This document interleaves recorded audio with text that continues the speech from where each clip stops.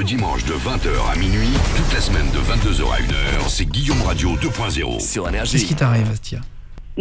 Qu'est-ce qui m'arrive? Tout simplement, aujourd'hui, je viens d'être enfin reconnue comme victime d'une affaire qui a traîné, qui a duré déjà plus de 8 ans. Aujourd'hui, ma fille a 7 ans et demi, donc ça fait 8 ans cette affaire dure. Ce qui s'est passé il y a 8 ans, c'est-à-dire le 27-28 octobre 2007, j'ai eu le malheur de répondre à une annonce de serveuse. En tant qu'étudiante, à ce moment-là, j'étais en STAPS kiné, objectif kinésithérapeute. C'était où en France? Oui, c'était à Lille, dans le Nord. D'accord. Et le bordel existait en Belgique. C'était serveuse dans un... Alors on parlait si on est d'arriver sur Énergie, des fois on avait cru qu'on allait mourir. Vraiment des moments, c'est la fin. C'est la fin. Exactement. On a pensé que c'était la fin. Et alors toi tu réponds à une annonce, tu savais que c'était un bordel, enfin une maison close? Non, pas du tout. Normalement en Belgique, les maisons closes, c'est des vitrées. C'est la loi qui le mentionne, et ça c'était un bar classique. C'est un bar comme on peut trouver à Paris, on boit un petit café, un petit verre en toute amitié. Et la loi dit en Belgique, pour travailler dans le territoire belge, c'est comme en Suisse, il faut se déclarer avec une carte d'identité par le biais d'un site. Donc j'ai eu le malheur de confier mon seul papier d'identité pour pouvoir quitter le territoire ou faire ce que je veux, et j'ai jamais pu récupérer. Et en fait ils t'ont emmené là-bas pour un peu ils t'ont volé le papier pour te faire travailler, quoi. C'est le film Taken, quoi. C'est ça. C'est exactement ça. Voilà. Mais donc, c'était dans quel but? Ils voulaient que tu te prostitues? À la base c'était de la prostitution, c'est mon kidnappé, séquestré, prostitution de force. Ah merde, ouais. Donc oh là là. À 2 reprises j'ai essayé de quitter, en cachette. Ils m'ont retrouvé à 2 reprises, ils m'ont récupéré dans un commissariat. Mais ils te lâchent pas, quoi. Voilà, ils vous lâchent pas, ils vous retrouvent où vous soyez. Et durant cette séquestration, je suis tombée enceinte. Par un client? Non, par un des proxénètes. Oh là là. Qui t'a violé aussi, du coup? Voilà, il m'a violée. Donc aujourd'hui, pendant toute cette période, il vous menace avec des armes. Vous avez vu des cadavres, vous avez vu des filles qui se droguaient et qui sont mortes de overdose. Et vous dites c'est quand la fin, parce que mais il tue vraiment les... Genre ils rigolent pas, quoi. Ah non, ils rigolent pas, c'est violence physique. Il y a énormément de victimes. Non mais genre il y a des filles qui sont mortes pas que par la drogue, genre ils les ont tuées, quoi. Frappées par violence. Et ça tu les as vues? Devant toi? Ah oui, j'en ai vu une, j'en ai témoigné une. C'est comme dans les films. Hein. Et c'est qui ces gens? C'est ouf. Dans les films, c'est surréaliste. Donc, vous-même, vous réalisez pas ce moment des faits, vous dites c'est une blague, c'est pas possible, vous sortez d'où, on est où, on réalise pas. Et la police le sait pas, quoi, c'est ouf ça. Alors, la police belge en parallèle, j'ai porté plainte en France. J'ai porté plainte aussi en Belgique. Parce que la France, pendant que les Belges enquêtaient sérieusement, les Français m'ont pris pour une folle. Attends, mais quand tu dis ils t'ont récupéré dans un commissariat, c'est-à-dire en fait tu t'es évadé, ils sont venus te chercher jusqu'au commissariat? C'est ça. Mais comment c'est possible? Pourquoi t'as pas dit je veux pas repartir avec eux? C'est ce que j'ai fait, et le commissariat concerné me prendra qu'une main courante pour viol. Sérieux? Et moi, à cette période-là, j'avais à peine 23 ans, et à 23 ans, moi je connaissais pas les lois. J'ai pas fait des études de droit, j'ai fait que des études scientifiques. Oui, mais pourquoi t'as pas appelé quelqu'un de ta famille? Tu dis je vais appeler ma mère ou mon père qui viennent me chercher, quoi. Je suis pas proche de ma famille. Ou une amie, un pote. C'est ce que j'ai fait, le temps que je le fasse, je suis déjà partie. Mais il t'attachait? Tu dormais où? On nous attachait, moi à la fin on m'attachait au barreau du lit. J'étais toujours surveillée par un homme, par un tête. Pour moi c'est un homme de main. Ça s'appelle un homme de main. Et on me lâchait plus. On veillait à mes gestes et pas, on surveillait, ils veillaient bien qu'on prenait des médocs afin d'être toujours sur l'effet de la drogue. L'alcool, il fallait boire. Ça allait très loin, cette affaire allait très loin. En France, on m'a fait... aujourd'hui, je suis à mon 8e expertise psychiatrique. Carrément, mes responsables hiérarchiques me croient plus.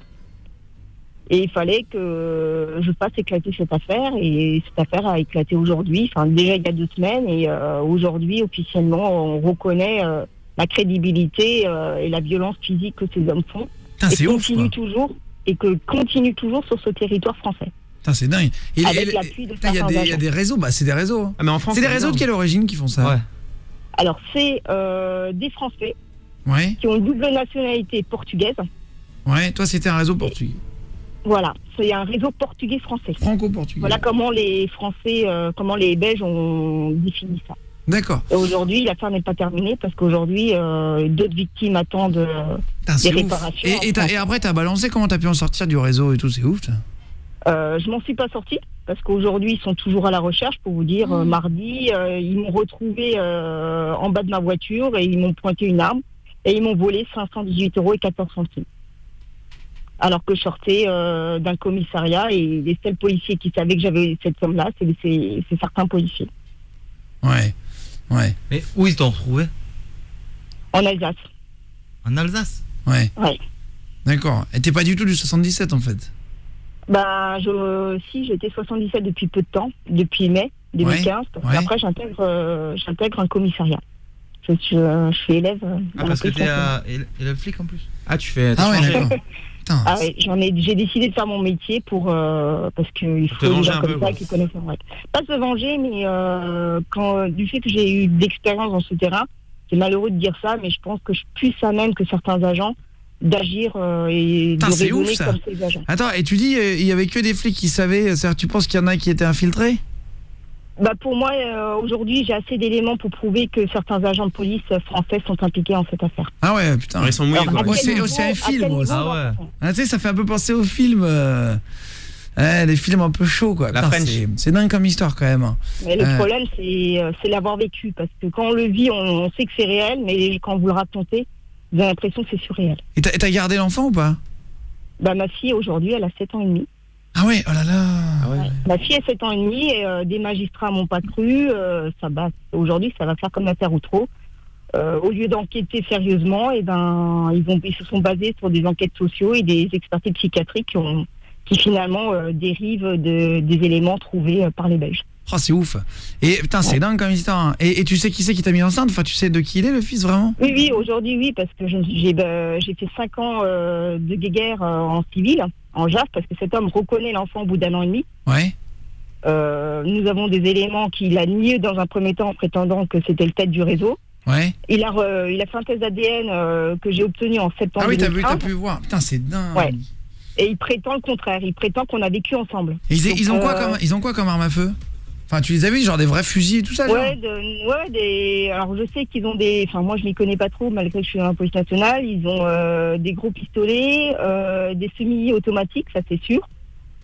Des pistolets quoi. Enfin, Ouais, t'as vu des 9 flingues. mm. Des armes à feu, quoi. Voilà. Ouais. Mais toi, t'es dans la police, ça y est, t'as intégré ou tu vas intégrer? Non, je suis à l'école de police nationale. Ah, d'accord, ouais. Et Voilà. t'as déjà tiré et tout, là, avec l'école? Ouais, c'est génial. C'est quoi le pistolet que vous avez là-bas? Le site pro. Ouais, c'est ça, ouais. Attends, Et la marque en entière, c'est quoi? Le Six Hour. Voilà.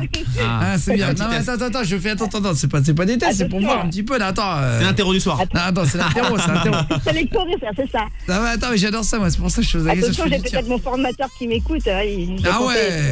Merci beaucoup, en tout cas, pour ton histoire de ouf, hein, Bastia. Merci. Incroyable. Merci à vous. Bon courage. Putain, et bon courage, hein, j'espère que ça va s'améliorer et tout. Ouais. Tu vas avoir gain de cause de partout là. Hein. On espère, les victimes attendent que ça. Putain, bon bah je croise les doigts et ça doit être horrible d'être dans un réseau comme ça là. Oh là là. Putain, et tu nous as pas dit comment t'avais réussi à en sortir? Oui. Bah tout simplement, une loi dit que quand vous êtes enceinte, vous pouvez plus être prostituée. Donc j'étais enceinte, j'ai pris la fuite et je me suis cachée. De telle façon que ces hommes ne me retrouvent pas pendant quelques temps. D'accord. Et après ils m'ont retrouvé par un article de journal parce que à ce moment-là, j'étais sportif et j'étais éducateur et ils m'ont retrouvé comme ça. Putain, c'est dingue. Ouais. Voilà. Et après t'as réussi du coup à t'évader et maintenant et à revenir en France du coup. Hein. Bah maintenant, je suis en France et c'est un combat sans fin et on sait pas, voilà, c'est une bataille assez catastrophique. Quoi. Putain, un truc on de verra ouf. ce que ça va donner. Oh là Aujourd'hui, là. le but c'est d'éclater l'affaire, qu'il y a un gros souci juridique dans le monde français. Oh là là, moi. Bon courage, hein. Je t'embrasse en tout cas, Bastia. Ouais, Ouais, bonne chance, salut.